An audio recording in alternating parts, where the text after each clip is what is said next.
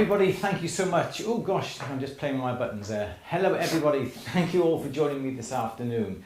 Yeah, we've just got a few bit of technical troubles as usual with the microphones. Let me just double check, make sure that's working okay. So before we go any further, let me just make sure that everybody can hear. Can you hear me? Then Louise, can I just say one or two things? Can you hear you? Can you hear me? Can you hear Louise as well? Just let me know whether you can hear both of us today. Hello everybody. Everybody, hello, hello, hello. Jill is still wanting to know if Janet has her ring sorted out. So yeah, you can hear us all both perfect. All right, so I know we should start the question and answer straight away, but we are going to give it 5 minutes and make sure everybody is coming on, make sure everything's looking good. We've got an excellent connection today, which is really, really pleasing considering the last few weeks the connection hasn't been very good. Let me just put my phone out of the way. We don't want to be distracted from anything coming through there. Okay, so can you also hear Louise? Louise, just give us a few little tunes. I think. Yes? Yes. Can you hear Louise? You have to say something otherwise. I did. I said yes. Hear you both. All right, cool, excellent. So today we're going to be asking a few favours from you guys, from our lovely At The Bench and question and answer community. We've got, as we said last week, we've got 2 forms. If you could possibly, if you're interested, just fill out for us.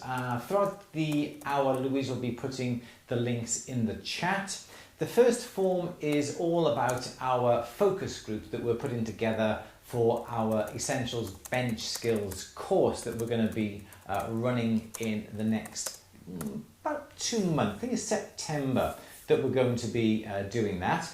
And we are after 10 people to partake in our focus group. And what that entails, we are going to be getting our Essential Bench Skills course together.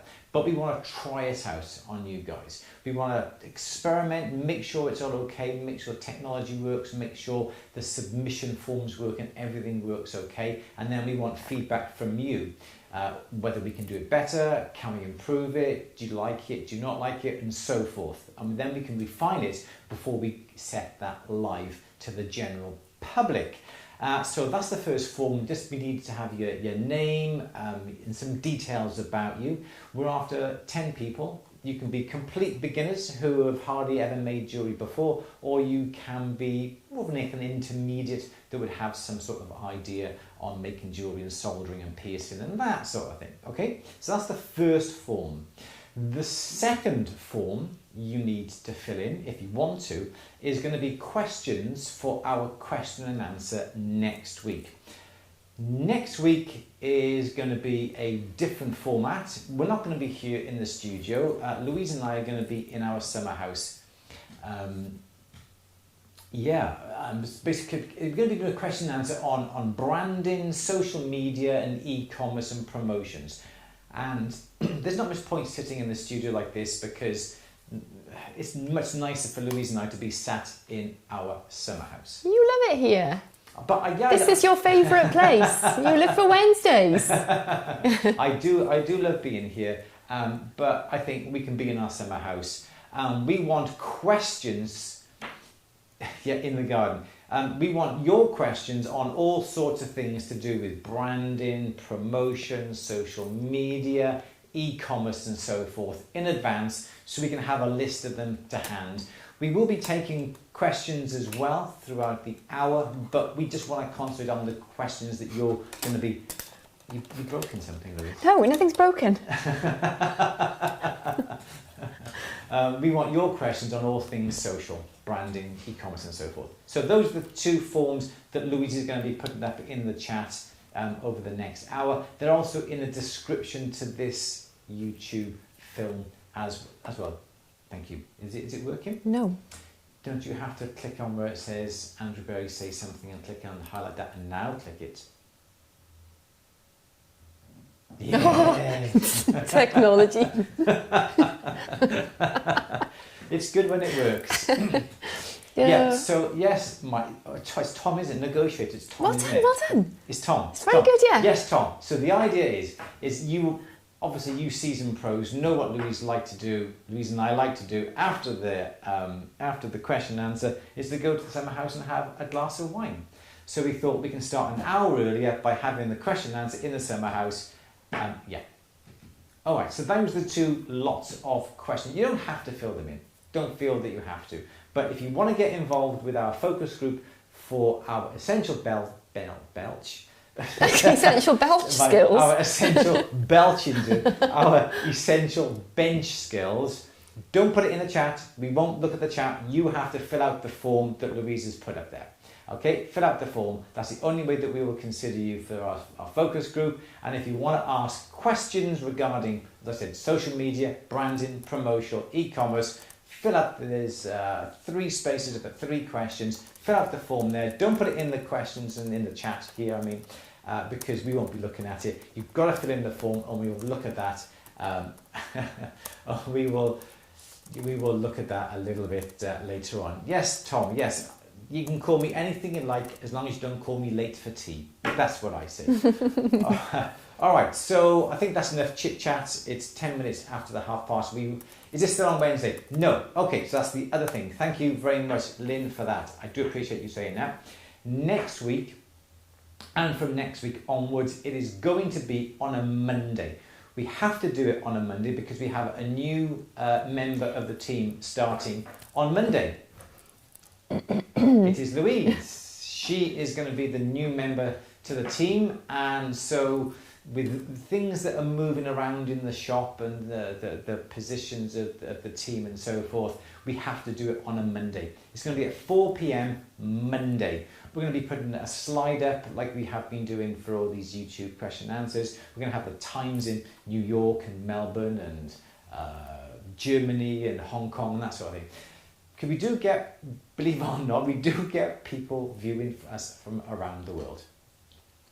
So those are the times. It will be Monday at 4 p.m. here in the UK.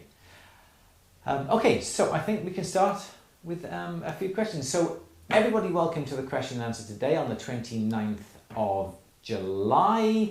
We have another hour ahead of us full of questions and answers from you guys who have been leaving them in the chat whilst I've been talking, and also you've been on for the last a good half an hour, 3/4 an hour asking all the questions. So for a start, we shall go over to Louise, who will ask us our very first question. Louise, what is our first question? Our first question is from Andy, and he says, I'd love to know your thoughts on getting an oven for heat hardening rings and more complicated pieces. Should you heat harden cast pieces? Not necessarily. I don't know of anybody personally who actually heat hardens their jewellery, although it can be done. I don't feel there's any need to heat harden these days because if you've got castings, when you come to polish them, if you tumble them, barrel polish them, they do become slightly harder then. And we've done castings ourselves, and we've had castings from a casting company. They're not hardened in any way and they're perfectly fine. If you do need to get an oven, get something like a kiln, like a Paragon kiln. You can get one with the Sentry digital controller underneath that you can control the temperatures and keep the temperature at a certain period of time. You can do that. I got mine from Kernocraft, kernocraft.com here in the UK. But it's a Paragon kiln, and any kiln will do, providing you can have the temperature at a certain value for a certain length of time. Would I recommend it? Not really. I would use my money towards something else, perhaps a nice GRS Benchmate system or something like that, or a flex shaft. It is not an essential. I don't feel it is an essential sort of purchase. There we go. Okay, next question then, please, Louise. Okie dokie. The next question is from Hans. What grades, numbers are your ring file? What grades and numbers are your ring files? To be honest, I don't really ask for a particular grade. I think it's 3. It's not a coarse, it's not a fine. There's not much point even me looking on the files because they don't have any numbers or anything on them. I just ring up the tool companies and I ask for a medium cut. I only use one cut, it's the same cut, and over the period of time that gets a little bit smooth, so I do keep 2 or 3 files to hand. It's a ring file, so one side is completely flat, the other side is nice and rounded, so you can do the insides and outsides of rings really, really quickly, instead of picking up a new file, putting that file down, getting another file, and coming back and so forth. So I always ask for a medium cut. I think it's a 3 or a 2. I think it is, if I remember right. So that's what I would use. Next question, please, Louise. Okay. Next question is from Jane. I bought a new charcoal block and have used it once. Now I've been told charcoal blocks require preparation before use. What do I need to do, and is it too late now I've used it?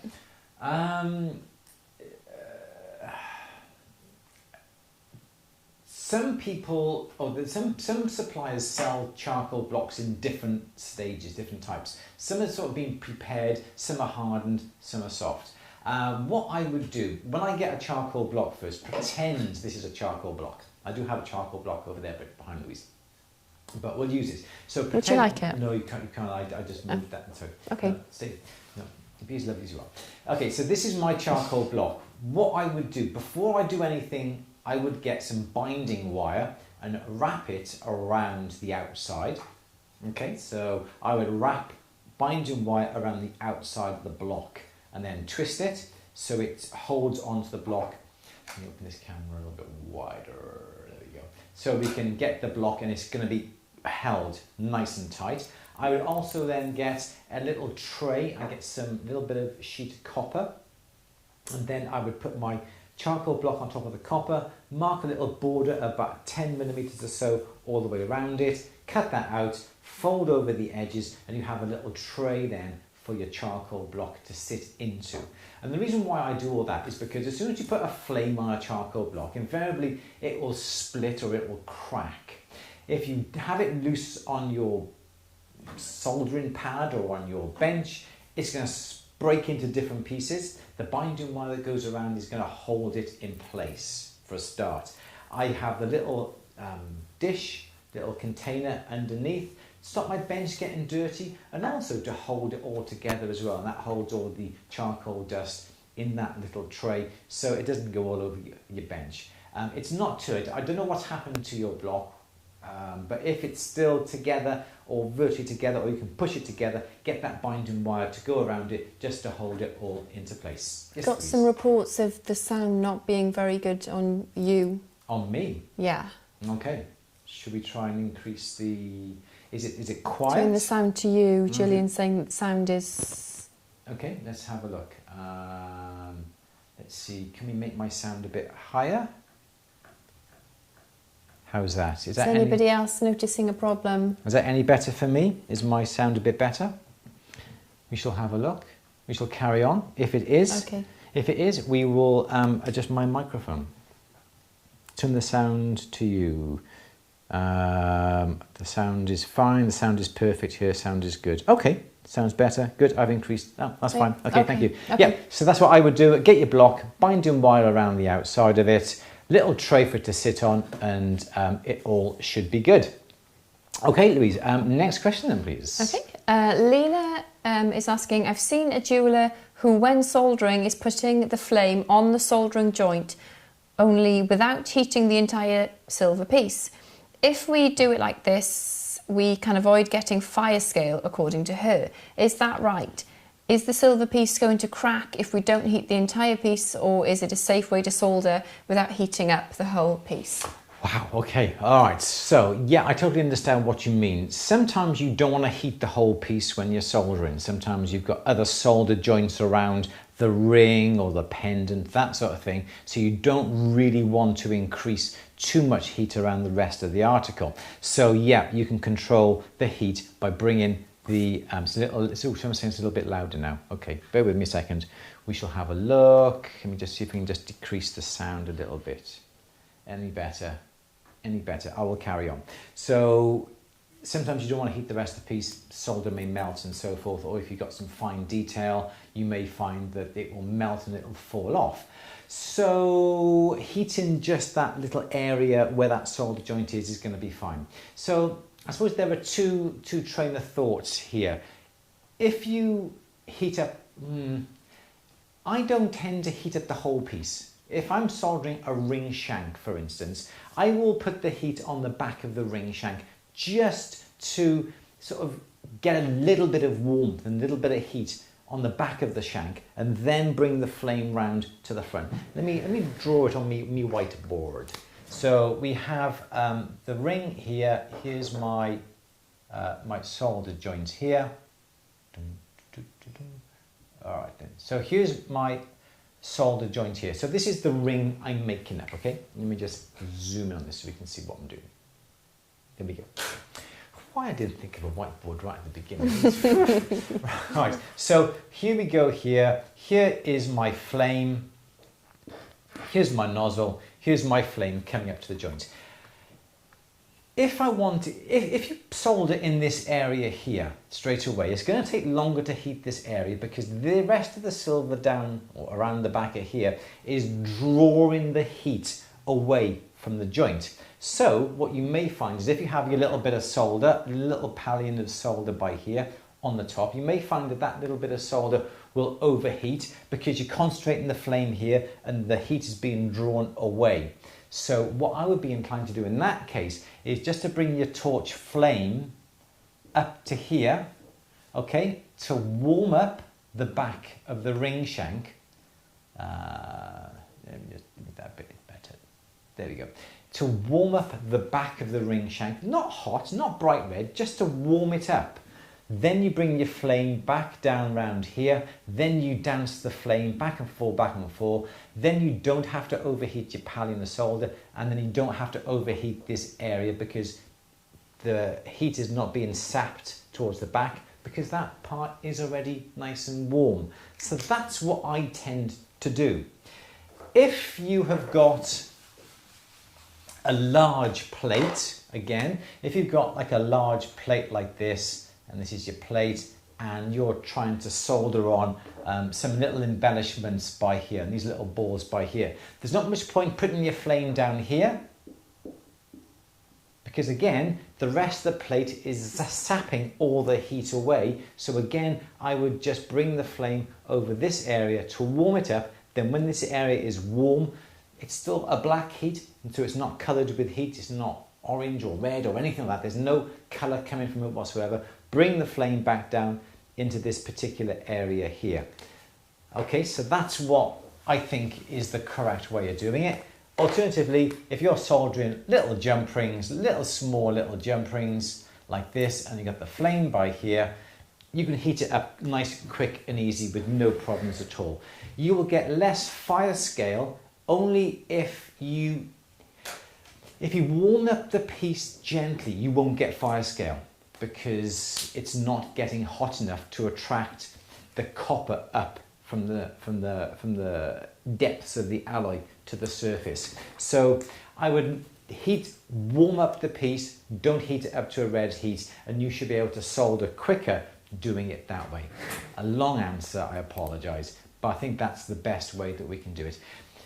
Louise is putting up some of the Google forms that we would like you to fill in if possible. If you're interested in doing the courses, please, the focus group for the courses, please click on the links. Also, if you want to ask some questions for next week's question and answer, all about branding, social media, e-commerce and so forth, please fill out the form there so we have the questions in advance on the day. Okay, next question please, Louise. Okay. Trevor is asking, can PMC items be melted down along with scrap 925 silver, or will they significantly degrade the resulting metal? PMC, it should be fine silver, so it should be 999 silver. When you buy precious metal clay or art clay, it comes with an organic binder. Once you've heated up the piece, that organic binder burns away, and what you're left with is silver.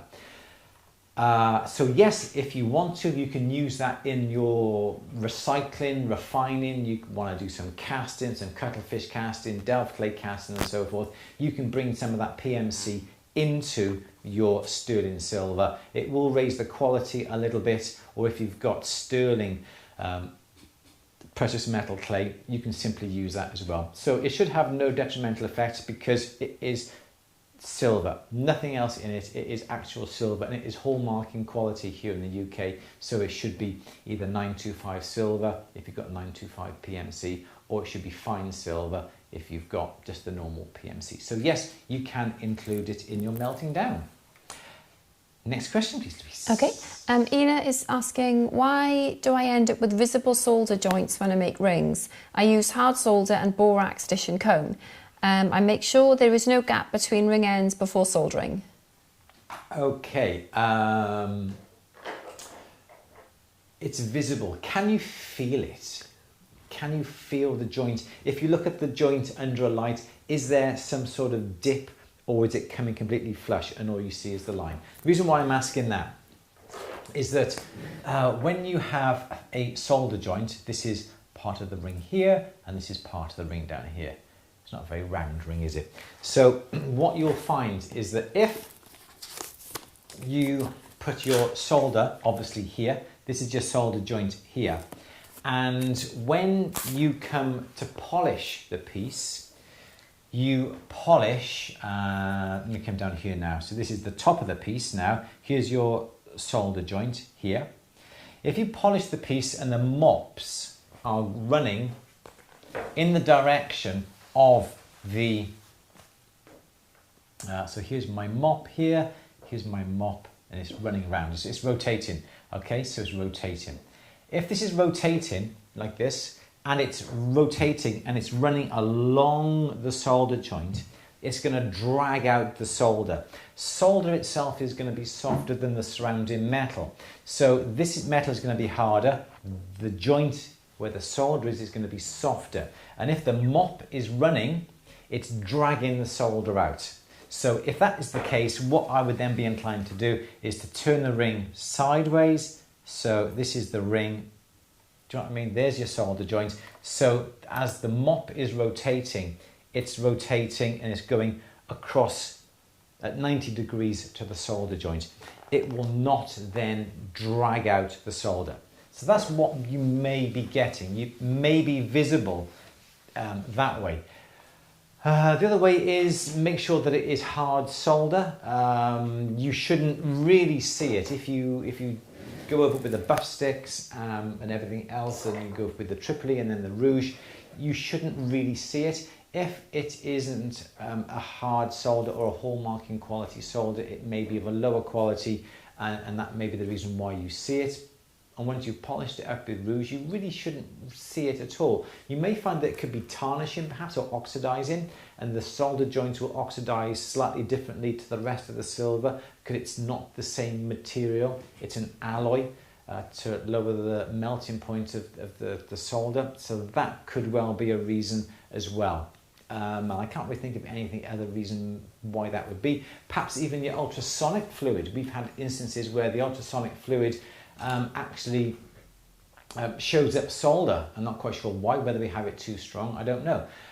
But usually just a quick dunk in an ultrasonic solution when it's brand new and it's nice and hot will actually just get rid of the polish. So that could well be a reason as well. So there's lots of factors that I've just ripped it off, haven't I? But that's quite an interesting one. You mustn't let the mops drag the solder out, and that's very important when you're using things like platinum and you've actually soldered a joint.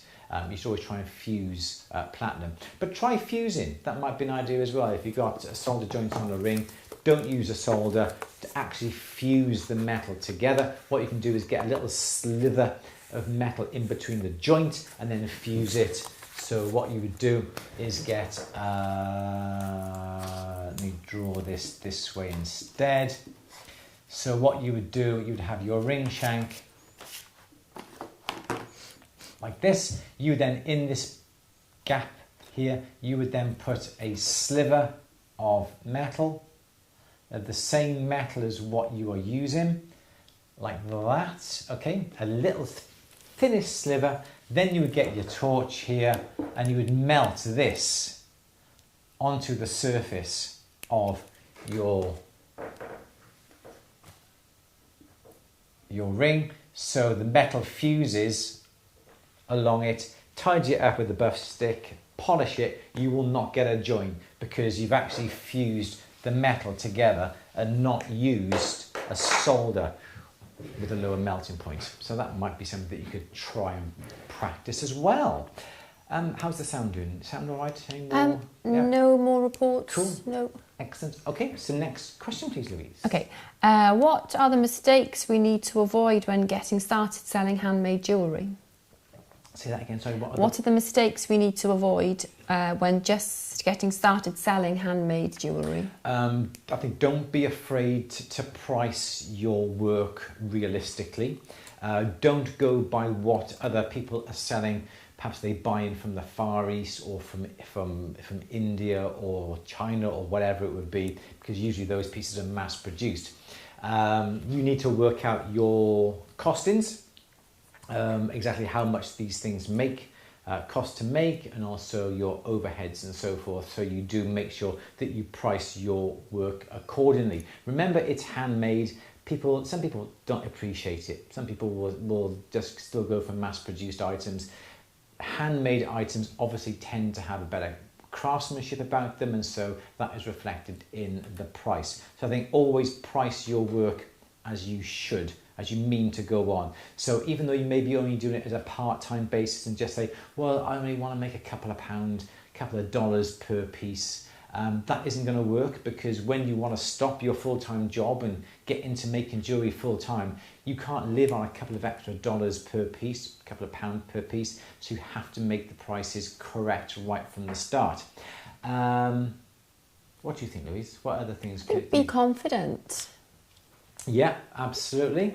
Be confident in your product, in your skills. Don't necessarily apologise because I think a lot of people say, oh, I'm just starting out, and people don't really need to know that. It's not really relevant, is it? So just be confident and believe in your product. Yeah, absolutely. And also social media images. Make sure the images that you're producing are nice, clean, crisp.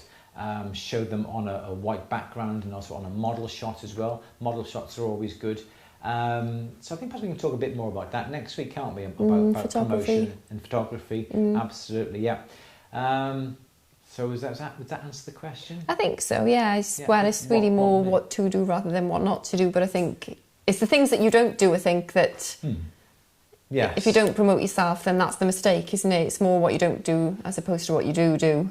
Yeah. What you do. Isn't it? It's what you do. It's like complaining that the customers don't come to you, but then you haven't reached out to them, have you? Yeah, It's exactly. like we were talking about that the other day, weren't we?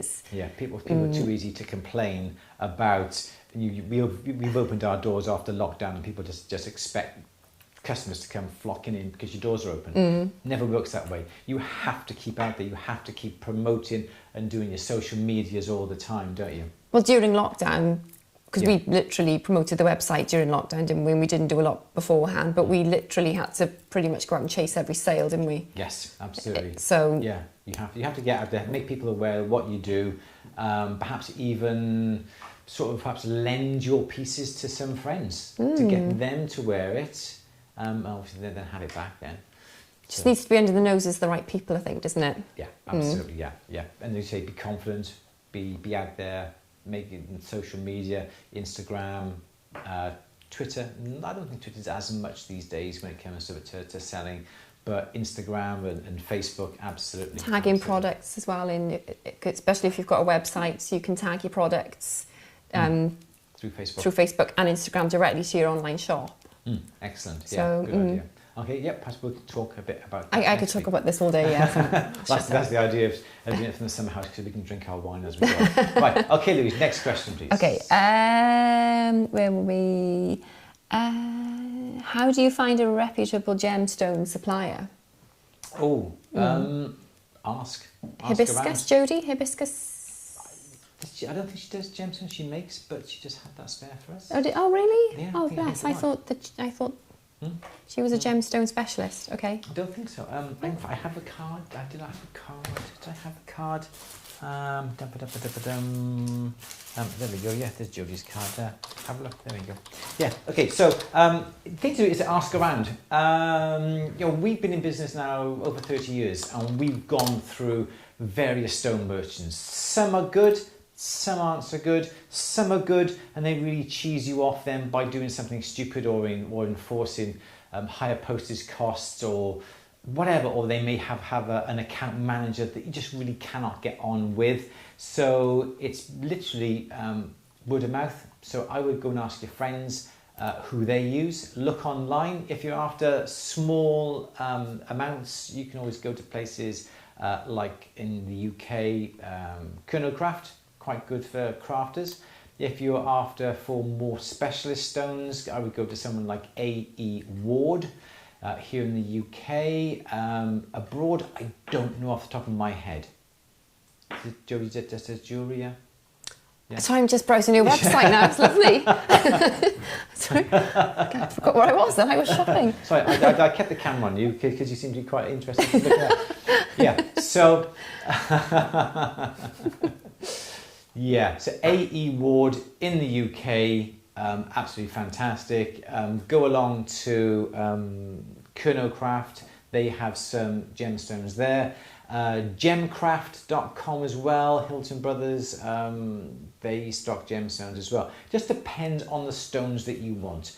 They have diamond merchants, specialist diamond merchants. We use people like Hennig and also NB Diamonds in the UK. But there's lots of people out there. I think the best thing to do is to go for word of mouth and to see what other people are using. But if you're in the UK, go to someone like A.E. Ward, and if you go there, just say that I recommended them to you. It'd be really cool. Thank you. That's about it. Next question, please, Louise. Okay. Now you've finished browsing the internet, browsing Jodie's website. It's a lovely website. Janet has been asked to make a silver leaf pendant. What thickness silver for the leaf? Would I use folding technique or stamp in the veins? Okay, very, very quickly, if I can quickly go in here in my cabinets, I've got a leaf pendant here.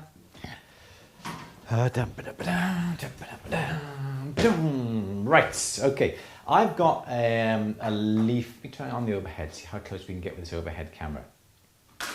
So I made up this pendant. Let me just put it down there so you can see it. And what I did with this, I got a leaf skeleton and I simply put that leaf skeleton on a thin bit of silver and just passed it through the rolling mill.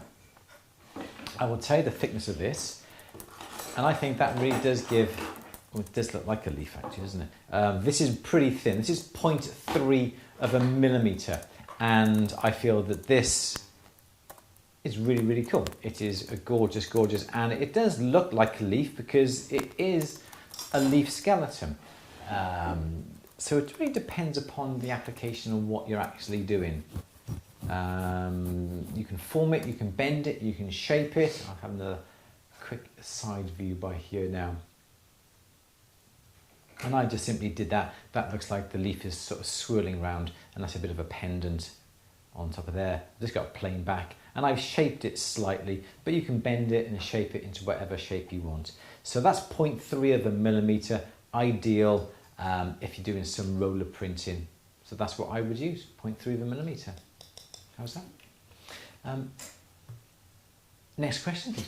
Okay, Julia is saying, last week you said how sapphires and rubies can be cut to a shape that is awkward for setting. Is this true for man-made sapphires and rubies? Not really, no, because man-made sapphires and rubies are made, I suppose, of the correct colour. When you come to natural gemstones, you'll find... Sorry? What? You will find... Oh, sorry, hang on, I've got to take... Hang on a second. Louise is a bit too close. Thank you. Sorry, yeah, I zoomed in on that one and zoomed in on that one. Sorry, they've got two cameras very close and I got one remote. Sorry, Louise, I went a bit close on you, is it? So, whoa, dear me. Yeah, Manchester Sorry Minerals to interrupt. is really good. No, it's okay. So, what was I talking about? Man-made gemstones. Yeah. Yes. Okay. So when you get natural gemstones, they can be all different colours, and if the colour is quite pale, and the stone cutter wants to make it a nice, rich, deep colour, well, then they will make the stone deeper than what it needs to be, with a bit of a fatter belly underneath. But when it comes to man-made stones, they're pretty much made the right colour right at the start. So the proportions are pretty much exactly the same. So what we're talking about is, in case you missed it last week, was when we come to setting, what's the best type of stones to come along with is practice with man-made settings, because the proportions of man-made stones, man-made settings, man-made stones, the proportions of man-made stones are pretty much standard and the same. Thank you very much, Lena, for, is that Swedish Corona? SEK? Thank you for 19. Thank you, do appreciate it. Oh, we'll not get into that again. Right, No, so that is the ideal gemstone shape, okay? What you'll find, if a natural gemstone, but they want to make it deeper, want to make the colour richer, what they would do is the top would, sometimes the top is even like that, to try and get as much depth to the stone, and then sometimes the stone is cut like this, like a bulbous belly. Can you see that? Does that make sense? So then you get more mass, more depth to the stone. It increases the colour, makes it richer, deeper, more colourful. So I waffle on a bit at the moment. I'm forgetting what the questions were. Man-made stones are pretty much all this shape. If you're practicing, wanting to do stone setting, get some man-made stones, perhaps man-made sapphires, synthetic rubies, cubic zirconias, CZs. It's going to be far better for you to practice with, just to hone your skills. Then once you get and understand what's going on, then you can get to some other types of gemstones. But not necessarily. You often find natural gemstones cut nicely as well. So it just goes, not goes to show, it just basically, is it natural? Is it not? If you do want a pale stone, if it is, they're normally cut quite fine. Sometimes what you'll find, if it's a very small stone, perhaps a 1mm, 2mm size, really, really small, but you want to get a bit of colour into that stone, sometimes those are cut a little bit deeper, because obviously a 1mm stone has to be quite a rich colour to be able for that colour to be obvious in such a small stone. Anyway, that's enough of that. That's enough of that. Gillian, I have actually started your druzy this morning. I haven't done much, but I have started the druzy film, so that'll be going out, I think it's next week. The first instalment is next week. Yay! Pleased to know, pleased to know. Okay, something different about the sound. We can hear Louise typing louder than Andrew talking. That's just the way I type. That's just the way you type. It's my angry typing. Louise is angry typing. Okay, Louise, can we have a next question, please? You can, if I can get my computer to work. Sorry, I'm just answering somebody. That's okay. Yes, apologies. Next question. Stop zooming in. You can see what you're doing.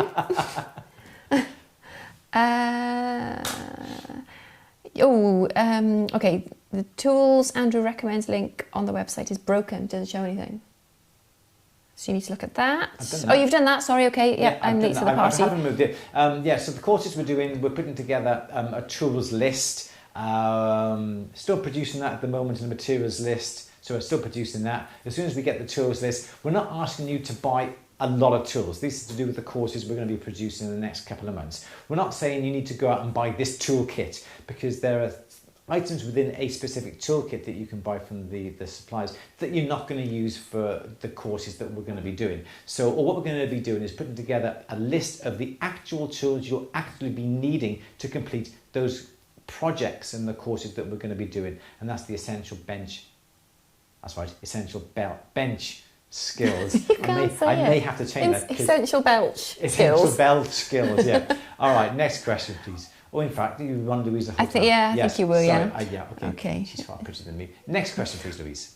Where was I? I ordered more 14 carat half round wire for a client last week, and the price is giving me nightmares.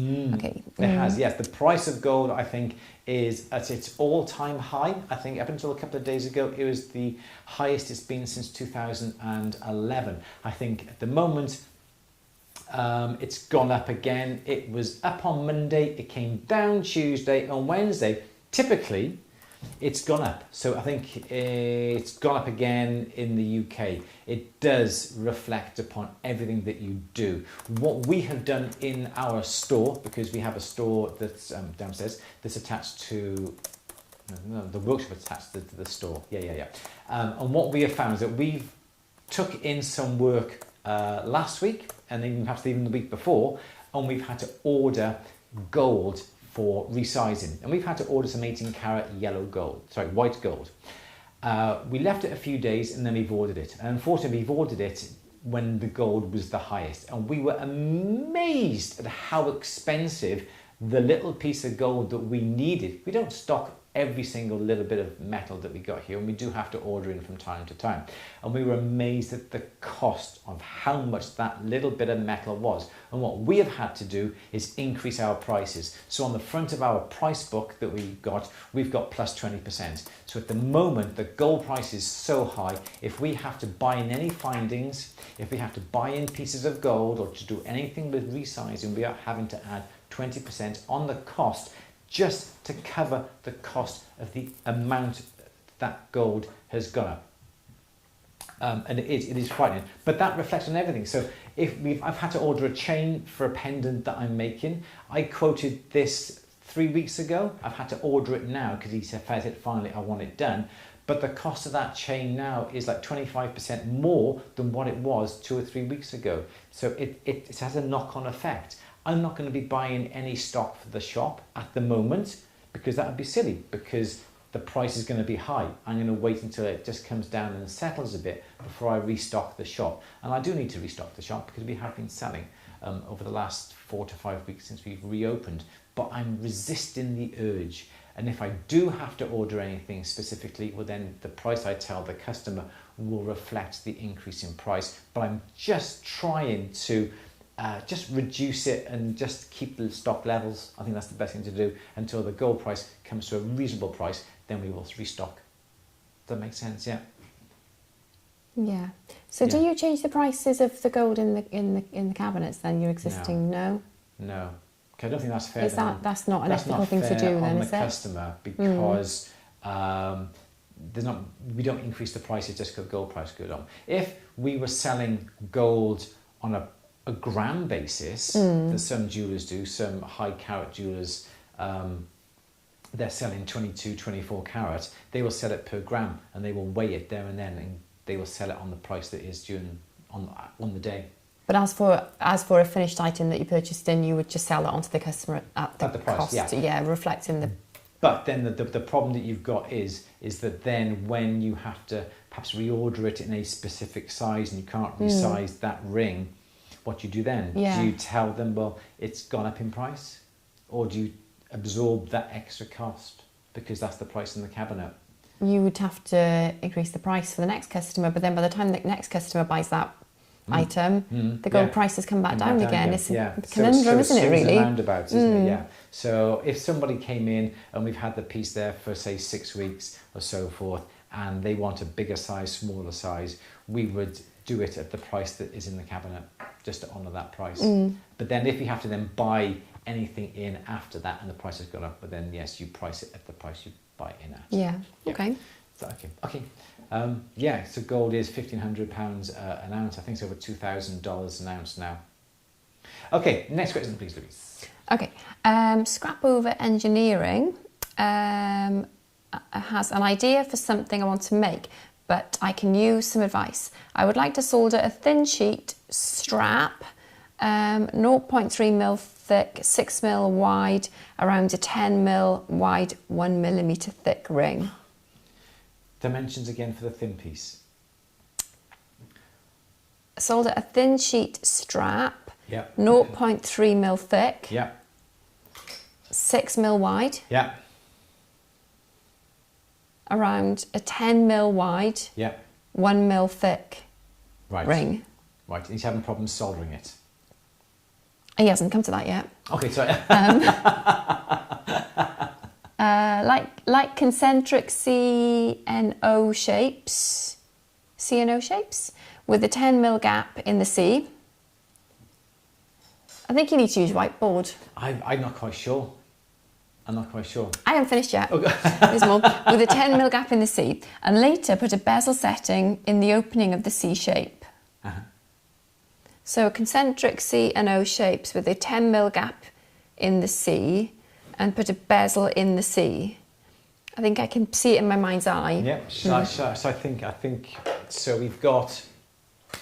But Oh, go to on. get to the end, what is the best way to approach this? I'm not sure how little solder I can use. Oof, okay. So from what you've said, I'm not quite sure, but let's just see. So the gentleman has a 10mm wide band. Could be a lady. Sorry, I do apologise. Yeah. So there's the ring. Yeah, 10mm wide. Yeah. And you want to solder on a 6mm wide thin band. Okay, I'll tell you what I do. I'm going to put that solder seam, because I'm a good boy. I'm going to put that solder seam down the bottom here. Okay, so there's that's my 10mm band, yeah? 10mm band, 1mm thick, yeah? 1mm thick, yeah. So you want to solder a thin sheet strap. Right, no, I'm not quite sure on the strap bit, but does that mean... Is that going all the way around? Does that mean you've got a band like that on the top running all the way around? Yep, like that. Is that? I think that's what. Yeah, 0.0 would around a 10mm. Right. Yes. So like that. I yes, think? like that. Yeah, Yep, like that. Yep. Confirmation. Right. So. And you want to solder a bezel by there. Yep, in that gap. Yes. Right. Okay. With a 10mm gap in the C. Yeah, this is going to be the C. And later put a bezel setting. Yes. Right. So the bezel setting there. Okay. So I think. Okay. So argument's sake, let's just do a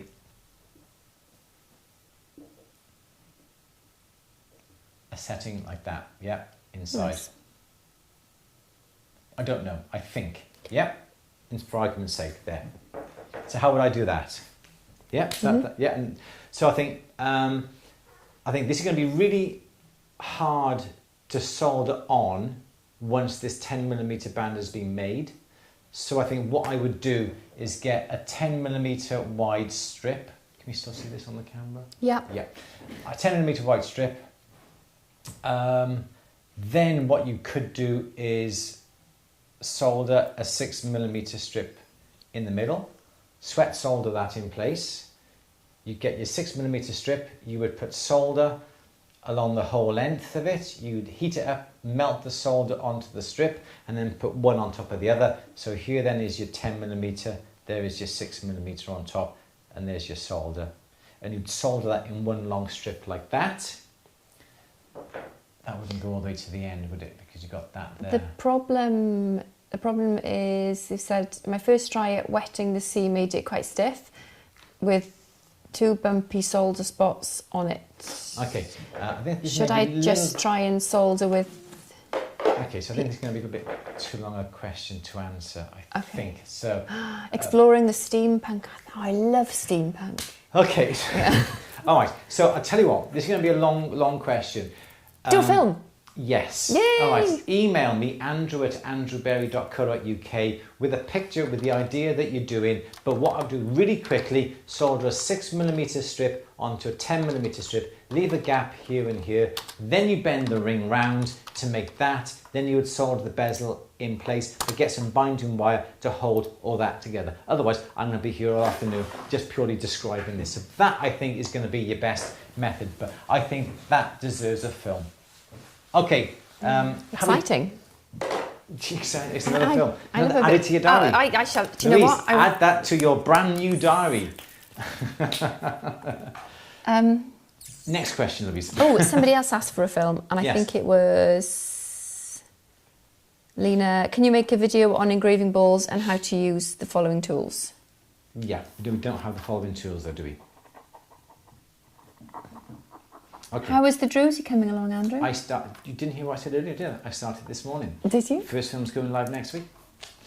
You'd be pleased to hear. Finally. Okay. Right. Next question, please, Louise. Okay, I've lost my place now because I jumped back up to the... Sorry, so here we go. How to make a Celtic knot in wire. That's author's question. Author? Mm-hmm. I also had a very similar question at the bench as well. It is very difficult because you've got to try and do the unders and overs. I was asked to do a pentagon. I was asked to do this, and I will be producing a film on this. The lady, I think it's Iona, did this, but she wasn't very happy with the result. That's an absolute terrible drawing, and that's even worse. But I'm going to be doing a film on how to put this together using wire, going unders and overs. Because I just said it's really simple, just lay out pieces of wire, but that wasn't what was required. So I'm going to be doing a film doing that, and yes, you could translate that to a Celtic knot, doing unders and overs, which is what the Celtic knots are all about. But I will be doing a film, yes, absolutely. So make a note of that, please, Louise. That's another film that we have to do. I'm going to be busy. I'm going to be busy. I'm going to tell you that. You certainly are. Thank you. Next question, please, Louise.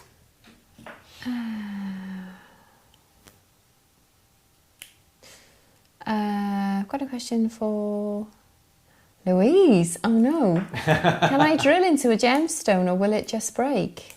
I think it depends on the gemstone, doesn't it? So emerald probably not. Am I right in thinking? Mm-hmm. Because they are frequently fracture filled. Yeah. Probably not anything which is quite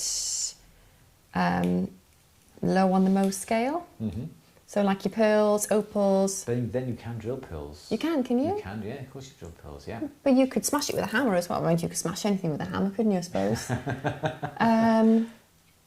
So probably... It depends. It's always a gamble, I guess, isn't it? It depends upon the inclusions within the stone itself. And what you'd have to do, you have to use a diamond tip drill. But also, you'd have to drill it underwater usually as well. And that keeps the drill bit cool and takes away all the excess bits as well. So you'd have to find a way of holding it for a start, and then you also have to have a diamond drill bit to come down. Some people have little drill presses, so it goes down and have a container of water, and sometimes then you'd actually put the gemstone within something like thermolock or jet set, which is a thermoset in plastic to hold the gemstone in place. But as Louise said quite correctly, you've got to be careful. There are no inclusions and no fractures within the stone because the pressure would split the stone in two. So yes, it is perfectly possible, and it is often done. Well, I was just coming to all that, obviously. Sorry, I just thought I'd jump in there. That's all right. Next question. It's your show. Our show. Okay. Sorry, we've got all the hellos here. How far did we get? Oh, Janet's ring is still stuck. Oh dear. Right.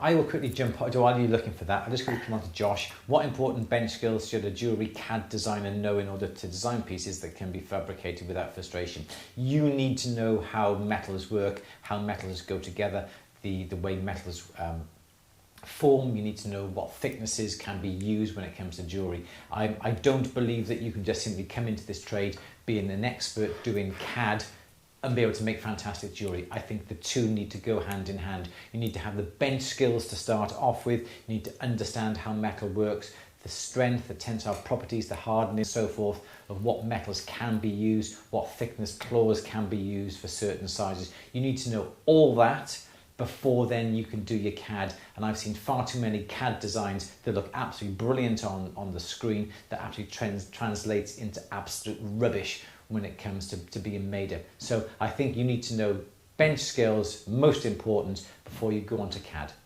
Okay, just Louise, what is the question, please? Michael has been making jewellery by hand for a couple of years now and would like to start lost wax casting. Do you have any tips? Start buying equipment now. You need to get a list of what you want to do. Do you want to make your own masters? Do you want to make your own moulds to be able to repeat lines and designs that you put together. If you do, you're going to need a whole section to do with vulcanizers and wax injectors. If you simply want to do lost wax casting from waxes that you're carving, I would simply invest in something like a Nacraft centrifugal caster. You can pick them up fairly reasonably. Then you would also need some sort of vacuum table to vacuum the flasks, and you'd also need a kiln as well to be able to burn out the wax. Or you could get yourself a combination vacuum and investment machine that in here is roughly around about £1,000, and that has a unit to be able to suck the air out of the investment and also then do vacuum casting as well. So there we go, that's all that I would need, but buy now. Get it in your head what you need, how far do you want to get involved into this, and buy the bits and pieces of the machinery as and when they come up for sale. Go on YouTube, ask around, ask some shops that may be closing, some manufacturers, and they may have tools and equipment that you can buy really cheaply. If you want to go down the line of doing your own masters and waxes, wax injector, vulcanizer, none of it comes cheap. So that's the reason why I would start to invest now. And so what I did, I wanted to do lost wax casting, and I spent about 4 to 5 years just getting all the bits of equipment ready together, not necessarily buying them in the right order, but when they came around, I was just buying them. And it was sod's law that I got all my equipment after about 5 years, and then someone came along and said, look, we're selling up, do you want to buy our equipment? And I ended up buying another load of equipment because there was 1 or 2 items I actually wanted. So I did have excess equipment, but I don't now. So yes, buy it now, get a list, look around and be prepared to sort of take your time. If you want to do it tomorrow, go out and buy the equipment now, but I would seriously look at buying equipment over a period of time. Next question please, Louise. Okay, this is from Chester Copperpot. When I put my mostly fine silver chain in the tumbler, the handful of 24 carat links become perfectly silver plated. It was about 500 silver links to 12 gold ones, link in link. Why did this happen? Sometimes what happens, but then it's literally, it's only covered, you can actually polish them back off, so that isn't too much of a problem. And I don't really know exactly why. I think it's because the solution, when it's burnishing, there is some abrasion, and perhaps there is some silver held in suspension, perhaps within the solution. So then as it's being bowed, it's being pushed into the surface of the gold. Something like that. It could well be that. I can't really think of what else that could happen. But I would just simply polish it afterwards, and personally, I would always polish a chain, even when it comes out of barrel polisher, polish it with some rouge by hand. I think you get a better polish and a better finish if you redo your polish when it comes out of a barrel polisher. It says we're not receiving enough video to maintain smooth streaming. It says poor, no data. Okay. Perhaps that was 3 o'clock. We've got a while. Okay, no worries. All right, next question then, please, Louise. Okay. John is asking, any thoughts on best guillotine cutter? Durston. I always will say Durston because they're I think the world's best rolling mill manufacturers, and also they are starting to go into other bits of machinery as well. Durston will be doing, I think, a 4-inch, 6-inch, and a 12-inch guillotine. The blade cuts on the one side, and because you've got a blade and edge this side, that side, that side, and that side, you can use the blade when it gets blunt 4 times by turning it over and so forth. It's not cheap. Guillotines are not cheap. I'm after one myself. I'm after a 12-inch, but I'm saving up because I'll be getting one from Durston here in the UK. Durston also sell them in the US as well. They also have a US distribution centre.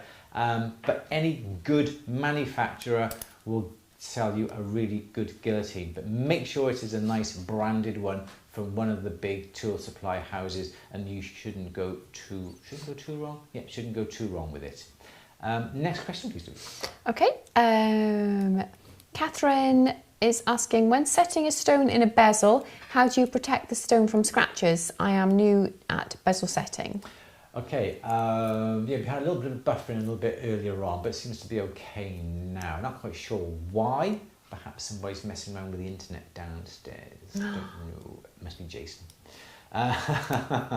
Okay, what was the question? Oh yeah, protecting the stone.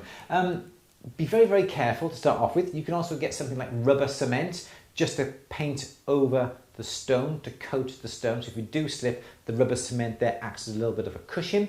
Or what you could do is get some masking tape. I'm not quite sure what the US called masking tape.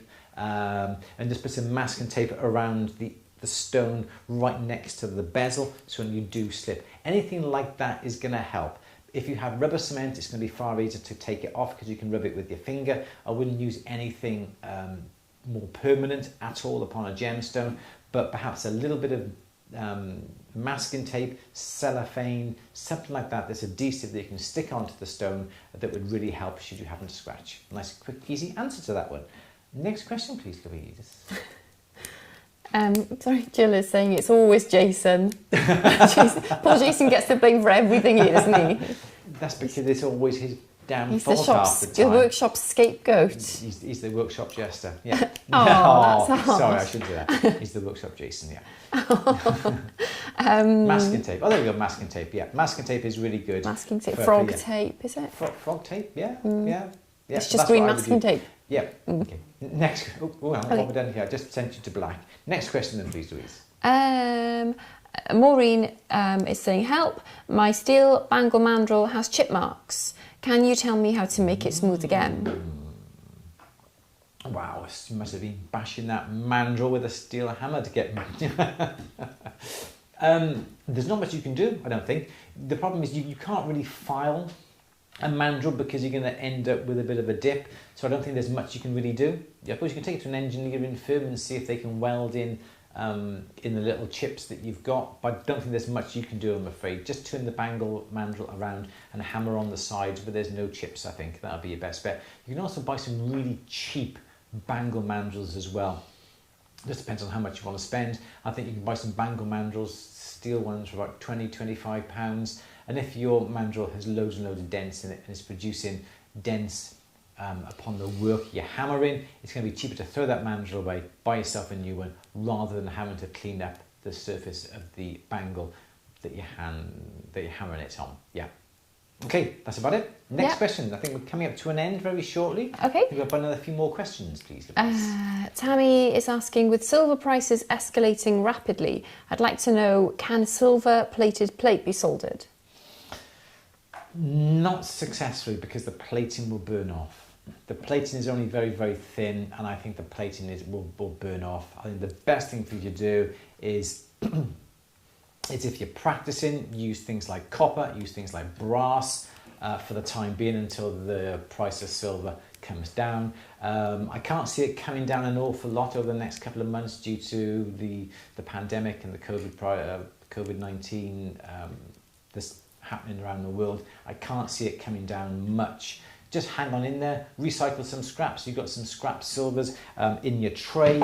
Check out your tray, see if you've got some little bits. I've got some little bits in my tray here. Make sure it's nice and clean, melt it down, hammer it, roll it out, reuse it until the price of the silver comes back down. Silver-plated sheet, sorry, not silver plate. Silver-plated plate, yeah, silver-plated sheet. I do think because of the, it will actually burn off, and also especially if you've managed to solder it without the silver plate burning off, when you come to clean it and polish it, you're going to be buffing it, you're going to be filing it, you're going to be filing away the plate back into the metal underneath, and I don't think it's going to work very well, I'm afraid. Next question, please. Louise. Do we have about 10 minutes left? No, you're nearly 10 minutes over, but you started late, so that was keep an eye on me, okay. Can I solder silver metal in a platinum ring? It's just to repair a shank in one of my rings, but I've only got a torch. I've only got a torch you've got there on your table. So, repeat the beginning. Sorry, it's the way I said it was me. No, can I solder silver metal in a platinum ring? It's to repair a shank in one of my rings. I've but I only got a torch. You've got there on your table. I'm Yes, guessing it's... It's not advisable because you are effectively lowering what should be platinum down into silver. If you're in the UK, illegal. Cannot do it. You are not allowed to do that because you then have got a cheap piece of metal, silver, in with platinum. You cannot do that. You're not allowed then to sell it as platinum because you've got silver into the piece. These torches are great for small scale work, some silver, some gold. For platinum, I would not even consider using these torches. What you must do is use some platinum to fill holes or cracks or anything in platinum. That is the correct way to do it. If you're in another country, you still shouldn't do it. You should always use the metal that is the crown or the setting is made from to add to it. If the shank is split, the shank is 18 karat yellow gold, you must always use 18 karat yellow gold solder in it and so forth. So I would definitely not recommend you try and put silver into a platinum shank or platinum setting. It's just not on. Sorry. Next, one more question. What do you think? Yes, if you like. Yeah. Do you think just need one more or two more, Louise? What do you think? Let's have a look. Where are we? Romy thinks Jason broke the mandrel. He gets blamed for disasters happening in other people's workshops now. I love it. Next question, please. Here we go. Oh, it's all gone. Hang on. Everything's jumping around. Everything's gone. We're going to freestyle. It's all live. It's all live. Yeah. It's all going to pots. Just scrolling through trying to find it. Louise has two computers in front of her. Oh, and I can't operate either of them. She can't. You want another question? Yes, please. Would love a video on how to use the tap. Making a tap and dies when it comes to making jewellery. I do have a tap and die set downstairs. That's another film. It's coming back out. Tap and die. Make a note in the diary. This list is getting longer and longer. I know, Goodness me. I cannot get through these films fast enough. Any other videos you'd like? Next question. I've lost my place now. Goodness me, where are we? There's some good information on pricing actually here that people have posted. Okay, after that, everyone's loving my skills on the whiteboard, which is really good. We did have a question about when you're going to bring out your next feature film. Oh my! Such a dramatic score. I can't remember what was said now. That was pretty good. Actually, Pablo did look at it and he said, "Ha, very funny." Very funny. So that was nice. Obviously quaking. Obviously quaking in his shoes now. He's going to be. He's going to have to up his game now, isn't he? Number two, because Andrew's going to be the. I don't think he's worried, Andrew. Thanks, Louise. Right, next question. Have you found the next question yet? No. Can PMC be melted? Yes. How do you protect the stone from scratching? Yes. Oh, we're close. Sorry. Here we go. The sound. Much better. Yeah, apologies for this. Okay. Can I solder silver metal in a platinum ring? Oh, that's the one we just did. Okay, sorry, we've done that one. Caught up. Well done. Okay, well done, yeah. How do you bend a knife edge ring without harming the profile? Okay, it's quite a nice question, this. I have got a pair of half round pliers that aren't up here. But, I do have a pair of half round pliers. Let me just quickly zoom in on this. All right, I have a pair of half round pliers. One of the jaws, obviously half round. The other one, and you can try and just zoom in this camera in this over. You, Louise, there we go. Is that sort of, yeah, all right. So half round pliers down here, half round, this one flat. What I have done, I have made a groove. Can we really see it? I'm quite sure they can really see it. Right down the bottom of the jaws down here, you may be able to see a little groove down the bottom here. All right, running around the jaws, and then on the other side, corresponding position on the flat, I've done another groove. And the reason being is that you will then get a pair of parallel pliers and you will get your shank, your ring shank. I've got a bit of metal that I can quickly show you here.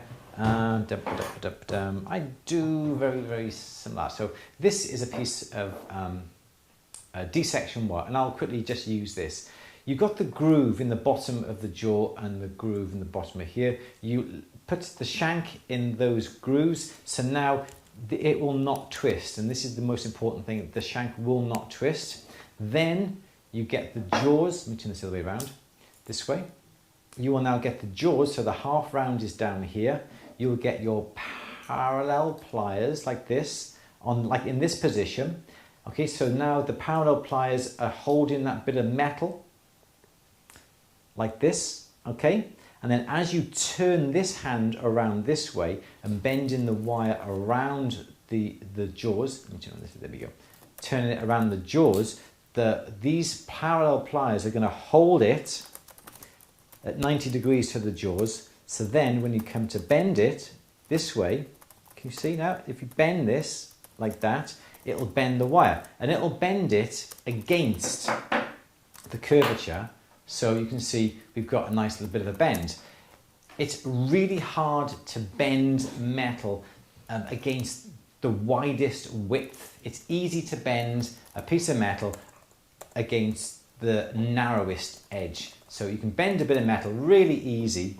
He says this has been hardened. You can bend it really easy like that against the thinnest, but when it comes to bending it against the widest part, it is very difficult. And so I would do that with a pair of half round pliers, or if you've got a shank bender, which I'll go and get now because I've got one just by here.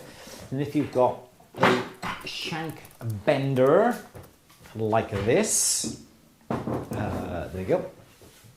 If you've got a shank bender, again, this is a Durston one. If you use the, oops daisy, if you use the one with the dowel ring on this edge here, and turn around this way so we can see it.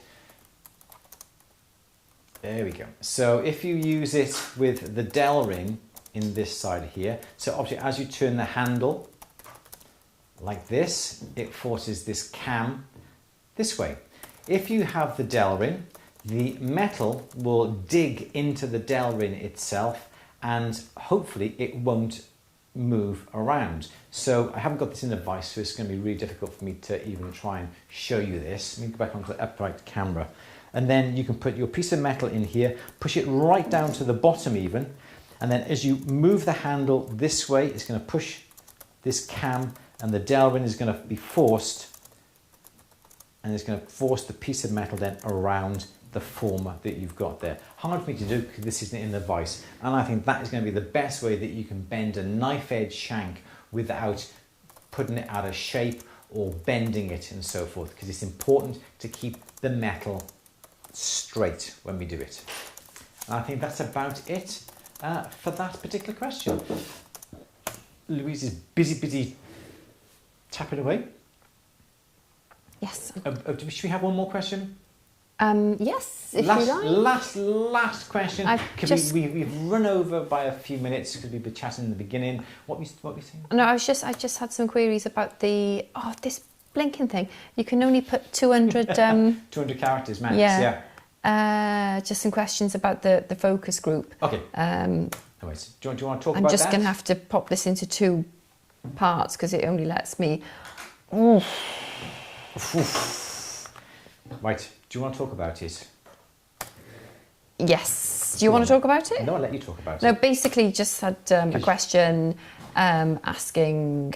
I can't even find the question now. If there was going to be a time scale for finishing the Bench Essentials course. Yeah. And the answer to that is the focus group, I think you said 6 weeks, didn't you? Yes. So it's not going to be, you get to do the full course, you get to submit all of the work, and you get the feedback, potentially get the certificate if you can complete it in the 6 weeks. But after the 6 weeks and the focus group has run its course, you would have the opportunity to complete the full course free of charge, should you want to. Over the 3 months. Yeah. Yeah. Because obviously the focus group is just for feedback and to make sure that the processes all work well. Yes. So yeah, you'd have the opportunity to retake the whole course, and that's not time bound, so you could take up to 12 months to to work through the course material, which would be released over, we think, a 3-month period at the moment. Yes. So that's kind of where we are. Yep, and all the videos that go along with the course are yours to keep completely throughout your whole lifetime. There's no time constraint on that. Some people put like a year on it, some people put 18 months. That's not fair because you've actually bought the course, so why shouldn't you have access to those videos and those films that you've actually bought? So that's what we think. And I think it's learning at your own pace as well, because like I say, everyone's got such busy lives. And everyone's got different family commitments, other work commitments, and it's just impossible to say you have to complete it within a certain...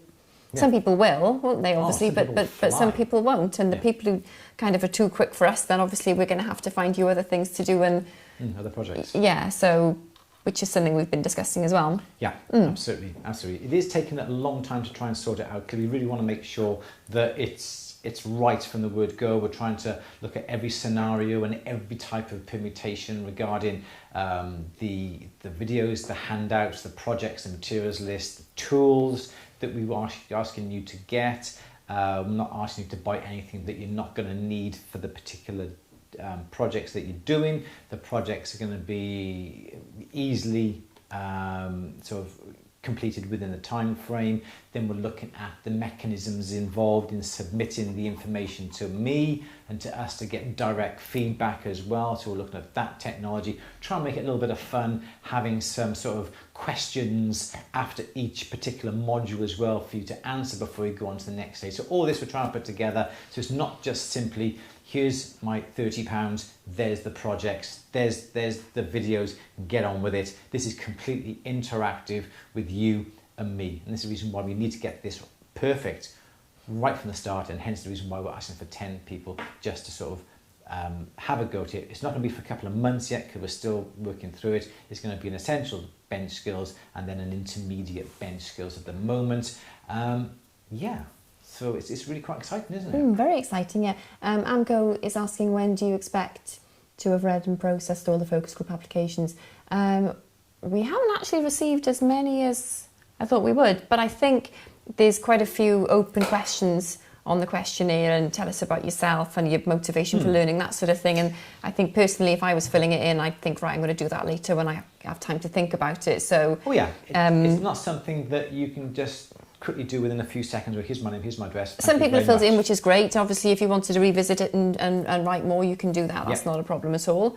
But we need to make sure that the 10 people we choose are the right people, basically. So we're not just picking the first 10, we're just going to go through the applications. And this is the reason why I think you should just take a bit of time, explain what your principles are. Yeah. I think we should say when we're going to close the applications for the focus group. Okay, do you want to give it 2 weeks?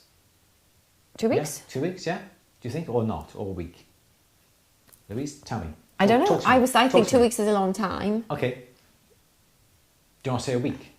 I think a week's probably okay. fair. All right, yeah. Yeah. Okay, fair enough. Yeah, we'll do a week. Because that takes us into the Next week week. Monday, doesn't it? Yes, next week. But then by the time we've closed and read and had an opportunity to go through everything, Yeah, we'll do that. Okay, so we're gonna have the form available for a week. If you're watching this, 2021, it's all over and done with, and you should be able to buy the courses. But if you're just watching this now, you've got a week until the 3rd, 4th, 5th of August, I think, to fill in the application form for that. 5th of August, then we'll close it. Robin, if you want to resubmit, please feel free to resubmit.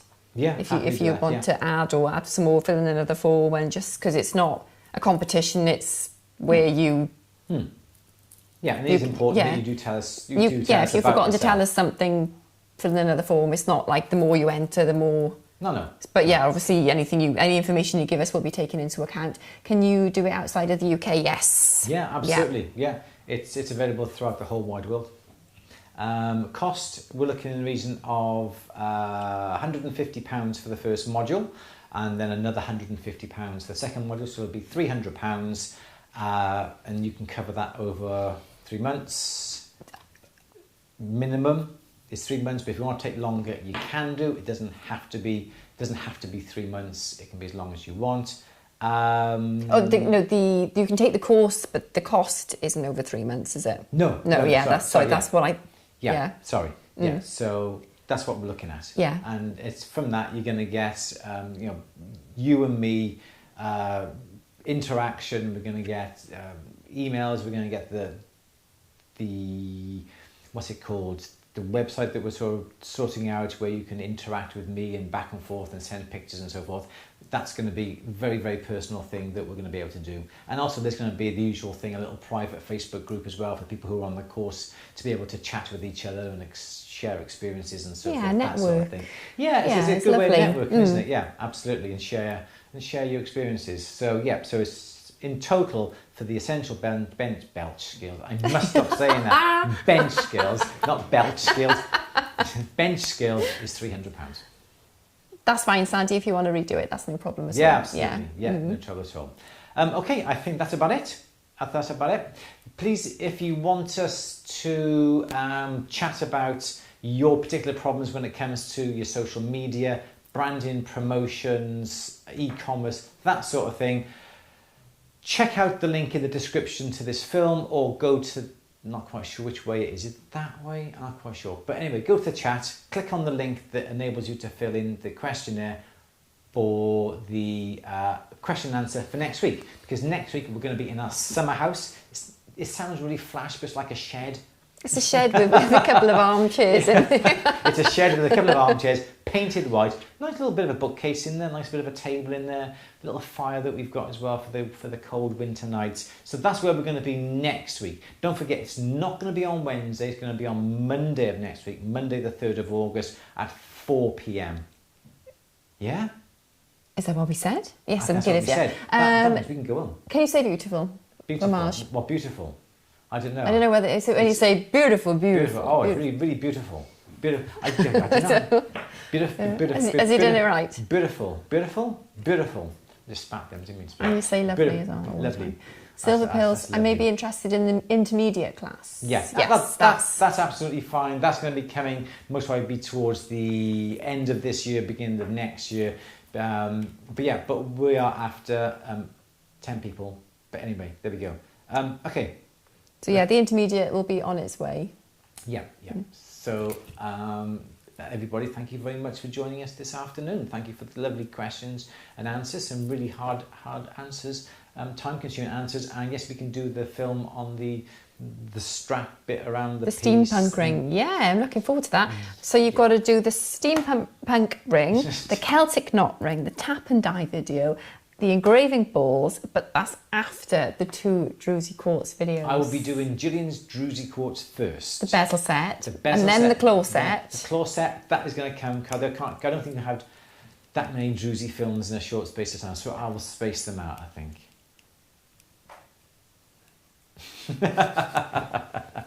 All right, so have a belching good week. Thank you very much, Joe. Yes, so the idea is next Monday it's question and answer solely on social media, promotions, branding and e-commerce. Louise and I are going to be doing that from the summer house in our garden. We're going to be starting the wine early. We'll still be accepting your questions and answers as well, but we want to have a nice selection that we can sort of answer straight away. That's about it, really, isn't it, for today? I think so, yeah. Anything else, Louise, you want to say? No. No? Okay.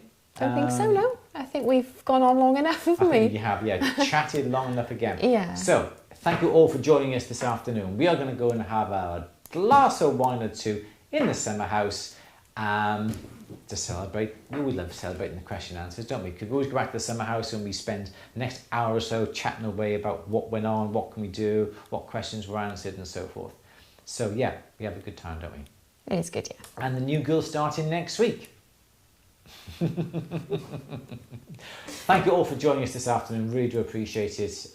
Don't forget, fill out those forms. Fill out the form for next week. Fill out the form for the courses. Would really appreciate it. Don't rush. Just think about the questions. Write a nice amount of answers for us to have a read. We read each and every one of them. And we will all be seeing you next week. Do you have the slide to slide into position, Louise? You don't know where you're going, do you? Go back onto it. Do I have to? Yes, come on. No. Go down. Whoa, right. That's it. Click. I'm like, what's this? Media. Oh. Yes, we got it. Well done, Louise. We're going to have the courses one. There we go. So join us next week. I don't even think it's actually going to work because you actually haven't got the lower thirds on today. All right, everybody, take care. We won't worry about a finishing slide, Louise. I'll let you off this week. Thank you, Andrew. Hopefully the new girl will be better next week. Everybody, take care. Thank you for joining us. We'll see you Monday, 4 p.m. Bye for now. See you Monday. See you Monday.